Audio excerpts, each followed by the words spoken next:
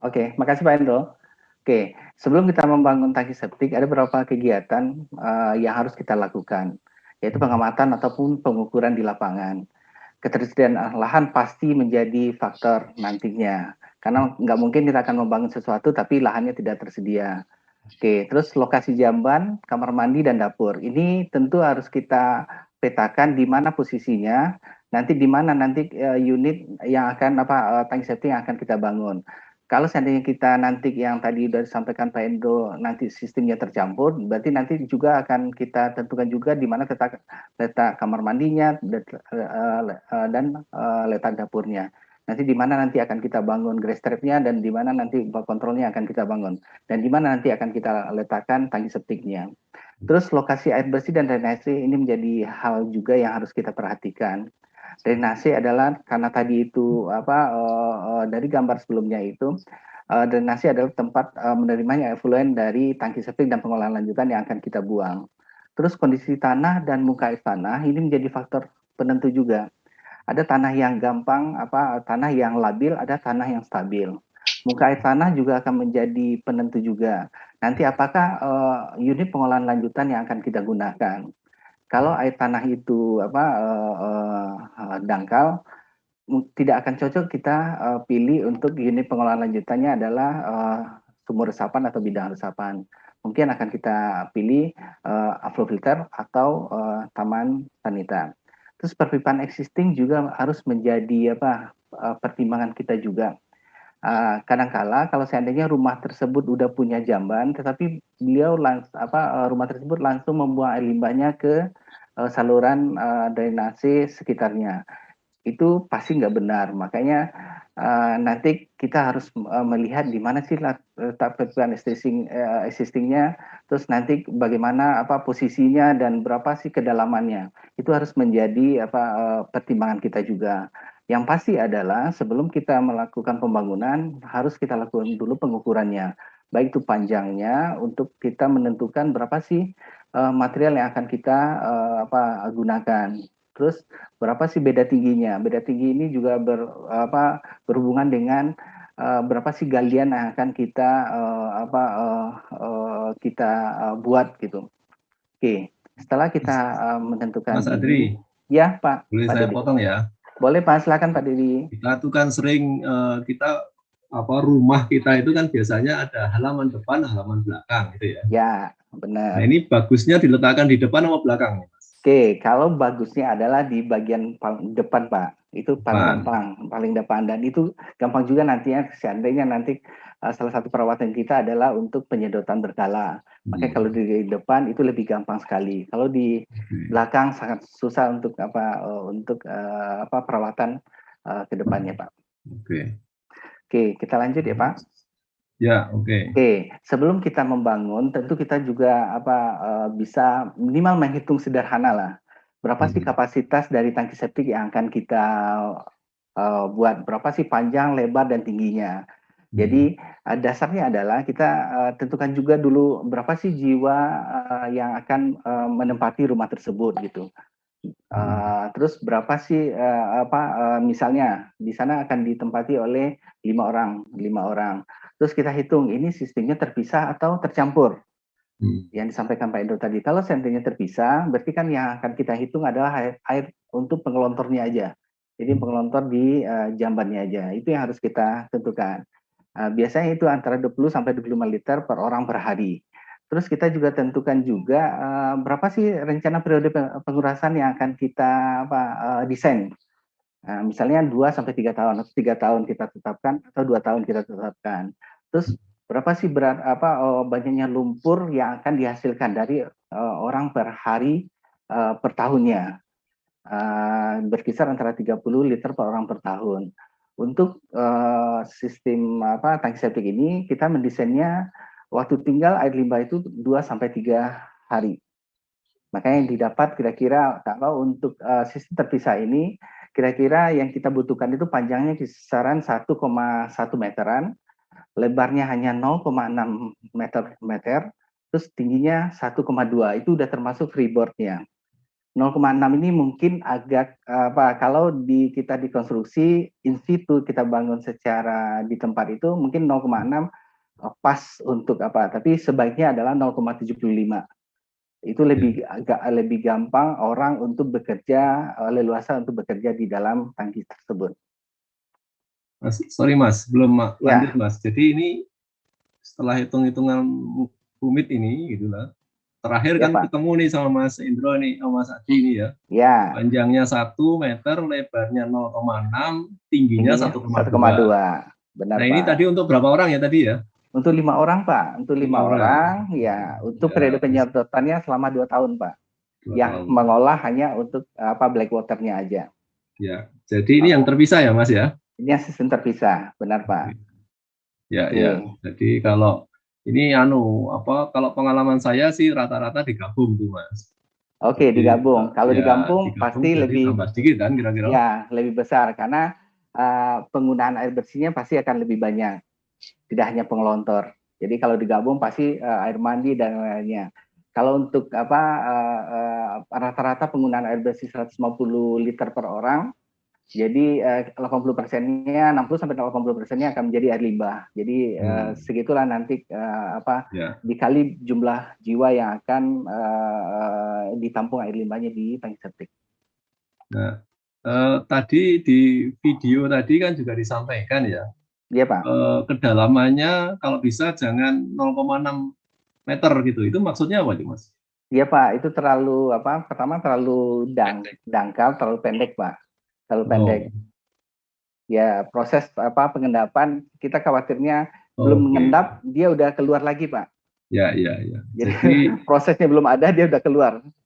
rekan-rekan jangan Ya, bikin septic tank kedalamannya hanya 0,6 itulah kira-kira ya. ya, Kalau bisa ya, ini tadi dari hitungan ini kan kedalamannya 1,2 ini tadi ya. ya 1,2 meter. Oke, ya lanjut Gini, Mas. ya jangan lupa apa jangan juga nanti membangun terlalu dalam Pak. Karena kan Oh, kita juga banyak tuh kejadian-kejadian yang kita lihat orang yang oh. masuk ke tangki septik meninggal gitu. Mungkin sumur yang Iya, dijadikan tangki septik iya. Pak.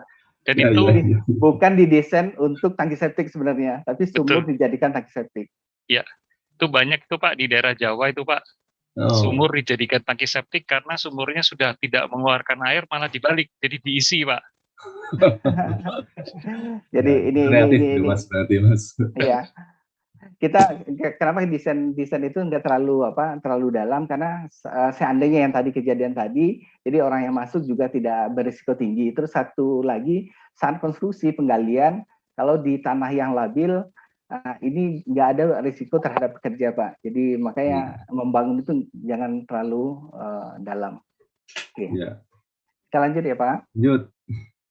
Oke, tadi tentu tangki septik itu memiliki syarat-syarat yang paling utama adalah kedap. Jadi kita tidak mencemari tanah dan air tanahnya. Tadi sudah dijelaskan juga bahwasannya tangki septik yang baik itu adalah memiliki pipa masuk dan memiliki juga pipa keluarnya. Kalau pipa masuk ada, tetapi pipa keluar tidak ada, berarti belum tangki septik. Pasti itu masih diresapkan ke dalam tanah. Terus juga harus ada lubang kontrol atau lubang sedot atau lubang pemeriksaannya dan juga harus ada ventilasinya. Ini yang harus menjadi jadi catatan patokan dalam kita membangun sebuah tangki septik. Dilanjut. Oke. Tangki septik itu yang beredar yang banyak diimplementasikan di masyarakat itu ada yang in situ yang dibangun di tempat, ada juga yang pabrikasi. Untuk pabrikasi ini biasanya udah termasuk di dalamnya adalah unit pengolahan lanjutannya. Kalau yang in situ biasanya kita menentukan unit pengolahan lanjutannya tadi berdasarkan tadi ketersediaan saluran penerima, muka tanah atau kita membangunnya di wilayah padat atau wilayah daerah pedesaan gitu. Jadi di sini ada dua yang penting prinsipnya adalah di sana tuh ada ruangan untuk menampung, ruang jernihnya dan ruangan untuk pengolahannya. Nah, di sini kita coba kita perhatikan di bagian atas di in situ itu, ini modifikasi dari standar prinsip-prinsip dari tangki septik yang sesuai dengan STNI tetap kita terapkan, tetapi kita modifikasi sesuai dengan kebutuhan, ketersediaan lahan, dan kemampuan dari tukang dan kemampuan dari daya beli dan kemampuan masyarakat untuk membangunnya. Jadi ada yang sistem berbentuk bulat seperti ini, tapi tetap kita bagi dua ruangan, satu untuk pengolahan pengendapan lumpurnya, satu lagi ruangan berikutnya adalah untuk pengolahan airnya, flow filternya. Jadi ada kita modifikasi dengan satu tangki, jadi dua ruangan.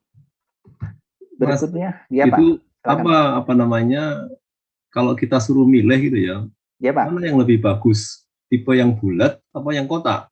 Oke, gini, kalau yang bulat, daya tekan terhadap konstruksi tersebut pasti akan lebih kecil daripada yang bidang datar.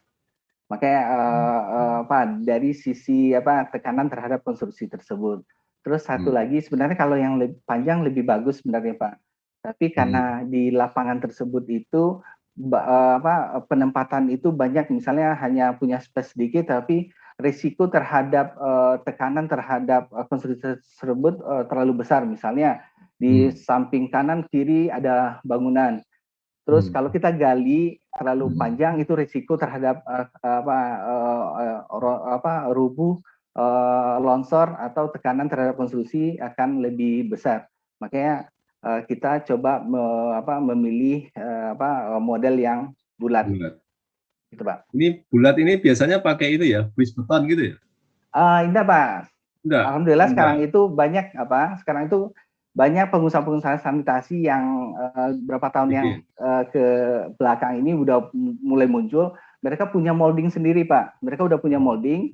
Jadi dengan molding itu bisa lebih mempercepat proses pembangunannya. Ini ya, kalau yang kita contoh ini adalah beton tanpa tulangan, Pak.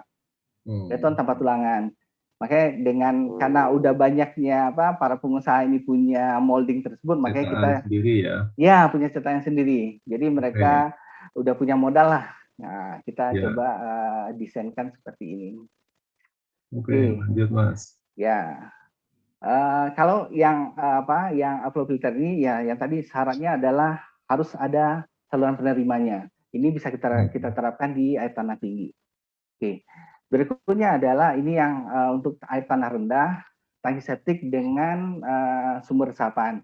Ini cocoknya memang untuk daerah-daerah pedesaan. Kalau kita di perkotaan seperti di Jakarta dan lain-lainnya, ini memang tidak direkomendasikan untuk kita bangun gitu. Oke, berikutnya adalah ini dari tangki septik sebelum kita olah dulu di sanitasi taman. Ini memang belum terlalu banyak rumah tangga yang menerapkan ini. Tapi ini cocok untuk seandainya lingkungan tersebut tidak ada saluran penerima dari effluent. Jadi sanitasi taman bisa menjadi pilihan kita untuk mengolah air limbah dari tangki septik kita. Ya. Oke, kita lanjut. Mas, ya Pak. Kan sering ya kita itu mendengar septic tank itu 2 kamar, 1 kamar, 3 kamar. Ini maksudnya Pak. Dari tadi kayaknya 1 kamar ini. Di berikutnya ada yang 2 kamar, 3 Pak. Ada Pak. Ya, sebenarnya semakin banyak kamarnya, sebenarnya efisiensi pengolahnya semakin bagus sebenarnya Pak. Kayak ada yang bangun 1 kamar, ada yang bangun 2 kamar, ada yang bangun 3 kamar. Oke, berikutnya adalah ini contoh yang tangki septik pasangan bata. Iya Pak, pasangan bata. Ini kebanyakan di masyarakat itu hanya kadang-kadang memplester hanya bagian dalam. Padahal risiko juga kalau seandainya bagian luar tidak dilakukan plesteran juga. Untuk memastikan kita kedap, alangkah baiknya bagian luar juga dilakukan pemplesteran agar tangki septik pasangan bata ini bisa kita jamin bisa kedap. Oke, ini contoh yang 2 ruang. Iya. Berikutnya adalah ini yang apa, tangki septik model kotak dari beton bertulang. Ini juga apa, udah banyak juga diterapkan di masyarakat kita. Oke. Nah, ini sebelum apa, tadi kita udah konstruksi tangki septiknya. Ya. Bagaimana cara pemasangannya? Ini yang harus menjadi apa, perhatian bagi teman-teman pelaku di lapangan. Jadi kita harus prinsipnya harus kita jaga. Kemirian pemasangan pipa dari jamban sampai ke tangki septik itu berdasarkan SNI 2398 2017 itu dengan kemiringan 2%. Jadi seandainya misalnya dari jarak antara jamban kita dengan tangki septik itu 300 cm, kalau 2%-nya adalah 6 cm. Jadi penurunan pipa yang akan kita pasang di tangki septik kita itu 6 cm. Oke, terus di pipa inlet dan pipa outlet di tangki septik juga harus ada perbedaan tingginya. Itu berkisar antara 5 sampai 10 cm. Ini yang biasanya di lapangan para pelaku itu atau para tukang itu mensepelekan, Pak. Jadi kadang-kadang mereka nggak pernah ukur beda tingginya. Hanya pandangan mata, oke, ini udah turun, mereka pasang gitu. Pas kita lakukan uji aliran, ternyata nggak bisa ngalir dari inlet ke outletnya. Nah, ini yang harus menjadi perhatian saat kita membangun tangki septik. Oke, berikutnya adalah karena tadi ada yang in situ, kita bangun di tempat, juga ada yang pabrikasi. Pabrikasi udah banyak yang udah sertifikasi, yang bagus sudah sertifikasi, tetapi kadang-kadang permasalahan di lapangan itu adalah pas waktu pemasangannya. Nah, ini kadang-kadang yang menjadi problem yang sempat kita lihat di lapangan itu. Kadang-kadang mereka tidak misalnya galian itu pas dasar galian tidak mereka ratakan. Terus waktu mereka mau menimbun tidak mereka isi air. Dan saat pengisian air dan saat penimbunan itu water pass harus mereka taruh supaya memastikan tangki ini tidak bergerak dan posisinya tetap rata. Jadi kadang-kadang ini yang tidak mereka lakukan. Kadang-kadang outlet lebih tinggi daripada inlet karena waktu penimbunan dan tidak diisi air ini perubahan posisi terjadi. Pas setelah itu dilakukan semua pemasangan sudah dilakukan, harusnya di akhir itu dilakukan uji aliran, memastikan aliran dari jamban kita sampai ke tangki septik ini bisa mengalir dengan baik. Ya. Selanjutnya ini Pak, ini yang jarang dilakukan, baik itu dibangun secara in situ di tempat maupun di yang pabrikasi. Di masyarakat itu kadang-kadang mereka oke, kita uji aliran, kita nggak punya air atau sayang air dimasukkan ke dalam tangki septik. Padahal itu juga memastikan kualitas dari tangki septik yang kita bangun, apakah dia bocor atau enggak. Kalau untuk air tanah tinggi, kita nggak memerlukan air untuk kita isi ke dalam. Kita akan diamkan nantinya, terus kita lihat apakah konstruksi yang kita bangun ini dia kedap atau enggak. Kalau untuk air tanah tinggi, tetapi kalau untuk air tanah rendah, otomatis harus kita isi air supaya kita memastikan ada penurunan atau enggak air yang ada di dalam tangki septik tersebut. Maaf Mas, sebentar Mas. Ya, Pak. Ini ngeceknya gimana ini? Kita ngeceknya kalau yang untuk air tanah tinggi, kita diamkan aja Pak. Kita diamkan tangki yang kita udah bangun itu, kita diamkan 12-24 jam. Nanti kita lihat apakah ini ngerembesnya kemana terusan? Apa Pak? Ngerembesnya kemana ini? Kita ngeceknya kalau rembes gitu. Kalau air tanah tinggi itu berarti kan posisi dasar tangki septik kita berada di bawah permukaan air. Nanti kita bisa lihat apakah itu merembesnya dari bawah atau dari dindingnya. Kalau seandainya air tanah rendah, kita isi air, nanti baru kita lihat apakah ada terjadi penurunan atau tidak air yang ada di tangki kita. Nah, itu yang sebenarnya ini harus dilakukan, tetapi kebanyakan di lapangan itu ini jarang dilakukan, Pak. Padahal ini prinsip sekali memastikan tangki yang kita bangun adalah kedap.